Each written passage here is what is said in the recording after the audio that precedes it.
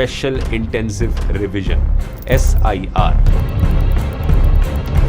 61 लाख लोगों का नाम वोटर लिस्ट से काट दिया गया है। 60 लाख लोग सस्पेक्टेड वोटर बन गए हैं। पॉपुलेशन के 8.09% वोटर्स यानी 61 लाख लोगों का नाम वोटिंग लिस्ट से डिलीट कर दिया गया है। लेकिन दोस्तों, ध्रुव राठी ने हाल ही में एक पश्चिम बंगाल में SIR प्रोसेस के तहत 91 लाख वोटर्स के वोट कटने की बात पर एक वीडियो बनाई, जिसमें वो ये कह रहे हैं कि भाई SIR का जो ये प्रोसेस था ये पूरा का पूरा एक तरफा था। और ये भी कह रहे, वो ये भी दावा करते हैं कि हम जो भी पोस्ट रखते हैं, वीडियो बनाते हैं, तो पहले उसके पीछे हमारी टीम पूरा फैक्ट चेक करती है और उस फैक्ट चेक का एक रिसोर्स भी वो पब्लिश करती है। चलिए, आज मैं उन्हीं की इस वीडियो में कुछ खामियां निकालूंगा और आपको बताऊंगा कि उन्होंने क्या क्या गड़बड़ी की और उसके बाद क्या क्या उनका उसके पीछे का षड्यंत्र था, उनके पीछे की साजिश थी, और फिर मैं इस कंक्लूजन में जाऊंगा। सबसे पहले उन्होंने 3 ऐसी बातें बताई जो सही भी है। पहली बात ये उन्होंने बताई कि 91 लाख वोटर्स कटे SIR वेस्ट बंगाल में, जो बिल्कुल सही है। दूसरी बात ये बताई कि उन्होंने 34% मुस्लिम्स के वोट कटे इस 91 लाख में, जो कि बिल्कुल सही है। तीसरी बात उन्होंने ये बताई कि भाई मुस्लिम्स के वोट ज्यादा कटे, जो कि बिल्कुल सही है। तो अब क्या ये जानबूझ के बताया गया या फिर इसके पीछे का नैरेटिव क्या था, वो मैं आपको बताता हूं। आप पहले समझिए, SIR प्रोसेस के तहत आप जब किसी भी राज्य में रहते हैं तो वहां पे आपका हर राज्य को अनुमति है कि वहां पे SIR होना ही होना है। तो ये इस बार ड्यू था, तो वो हो गया। पहला तथ्य, ECI ने भी मना नहीं किया कि 91 लाख वोटर्स कटे हैं, वो भी कह रहा है कि हाँ बिल्कुल कटे। दूसरी चीज, अब मैं जब यहाँ पे शुरू करता हूं तो यहाँ पे ये आता है कि यार ध्रुव राठी जी कह रहे हैं कि 34% मुस्लिम वोट कटे, जबकि राज्य में 27% मुस्लिम। अब आप ये समझिए कि जब वो ये कह रहे हैं कि आप 34% कटे, इस 34% के बाद में 63% जो है वो हिंदुओं के वोट भी तो कटे। अगर केवल और केवल ये हिंदू मुस्लिम देख के वोट काटे जाते तो वो 63% वोट क्यों करते। उन्होंने ये नहीं बताया कि जो एडजुडिशनल था वो 60 लाख वोटर्स थे, उनमें से 32 लाख को रिस्टोर भी कर दिया गया।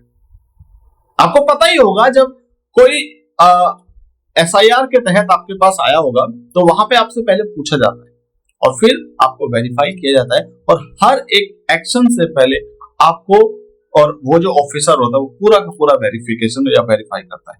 अगर उसमें से कुछ भी गड़बड़ी हुई तो वहां पे आप उसको चैलेंज कर सकते हो। तो यहाँ पे हो गया। अब आप ये समझिए कि सबसे ज्यादा असर जो है ना वो मुर्शिदाबाद एक पूरा बहुत मुस्लिम बहुल एरिया है, वहां पे 7,48,000 वोटर्स हटाए गए, जिससे डेफिनेटली TMC को नुकसान होगा, कहीं ना कहीं दूसरी पार्टी को फायदा होगा। ये बिल्कुल उनका सही बात है। अब क्या है, कहां पर फिसल गया ध्रुव राठी का फैक्ट चेक। ध्रुव राठी का फैक्ट चेक क्या हुआ कि यार उन्होंने आधा अधूरी बात पेश कर दी और फिर वो थोड़ा सा साइड होके निकल गए ताकि दूसरे लोगों को पता न चले। वहीं पे आज मैं बताऊंगा कि उन्होंने क्या गड़बड़ी करी। उन्होंने गड़बड़ी ये करी है कि अगेंस्ट द माइनॉरिटी बता दिया, जो कि ये अगेंस्ट द माइनॉरिटी है ही नहीं। उनका ये कहना है कि भैया माइनॉरिटीज के ही वोट काटे गए, माइनॉरिटीज के वोट नहीं भैया, मेजोरिटी वालों के वोट काटे गए, और उसी के चलते आज आप देख रहे होंगे कि भैया हिंदुओं के भी वोट कटे। वहीं पे ये भी कह रहे हैं कि भैया ECI ने भी इसको कह दिया है कि पूरी तरीके से मनगढ़ंत है और ये पॉलिटिकली मोटिवेटेड है। उसके बाद में आप अगर देखोगे तो यहाँ पे एक और ये भी है कि इंटेंट जो इल्जाम लगाया गया, मतलब बीजेपी पे इल्जाम लगा दिया। कितना आसान होता है ना, आपके पास कुछ नहीं हो तो बस बीजेपी पे इल्जाम लगा के और थोड़ा साइड में होके अपना कंटेंट बेच के निकल जाओ। एक एजेंडा बनाओ, एक नैरेटिव सेट करो एंड देन बूम। ECI के मुताबिक SIR एक संवैधानिक प्रक्रिया है जो हर राज्य में होती है और हर बार इसका एक पर्टिकुलर कोई समय होता है जहां पे ये तय होता है, उसी के तहत ये हुआ। और सिस्टमेटिक टेम्परिंग के तरीके से ध्रुव राठी ने इस पूरे के पूरे नैरेटिव को पेश किया और अपना पूरा तरीका जो इल्जाम था वो ECI पे लगा साइड में निकल गया। वहीं पे ECI का प्रोसेस जो है SIR का, ये सही है या गलत है, तो चलिए आज पूरा सच इस पे मैं आपको बताता हूँ। यहीं पे SIR का प्रोसेस बिल्कुल सही है। यहाँ पे the wire and the Hindustan times जैसी न्यूज वेबसाइट ने भी ये दिखाया है कि एडजुडिकेशन प्रोसेस में जिलों के बीच बहुत बड़ा अंतर है, उसमें वोट कटने वालों की संख्या मुस्लिम्स की ज्यादा है और वहीं पे मुस्लिम वोटों को भी कहीं ना कहीं नुकसान रहेगा।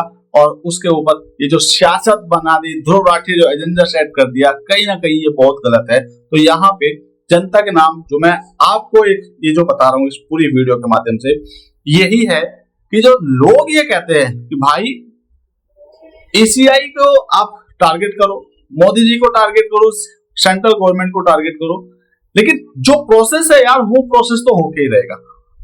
अगर उस प्रोसेस के तहत नहीं चलना होगा तो फिर क्या होगा आप ये समझिए। 2026 में आज हम हैं यहाँ पे और इस 2026 में भारत सरकार और ECI ये दोनों मिलकर भी एक अच्छे से सुनियोजित तरीके से अगर केवल और केवल मुस्लिम्स के ही वोट काटेंगे तो कैसी संवैधानिक प्रक्रिया होगी। SIR ECI ने करवाया है और इसमें बहुत सारे लोगों की मल्टीपल वोट्स जो थी वो काटी गई है, उनकी एक वोट तो बची होगी ना भाई।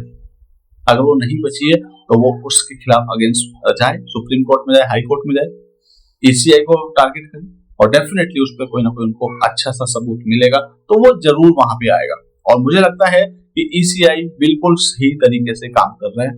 अगर आपको भी यही लगता है कमेंट करके बताओ, क्या ध्रुव राठी को भी आप मानते हो कि वो एक तरफा बताता है, नैरेटिव सेट करता है और साइड से निकल जाता है?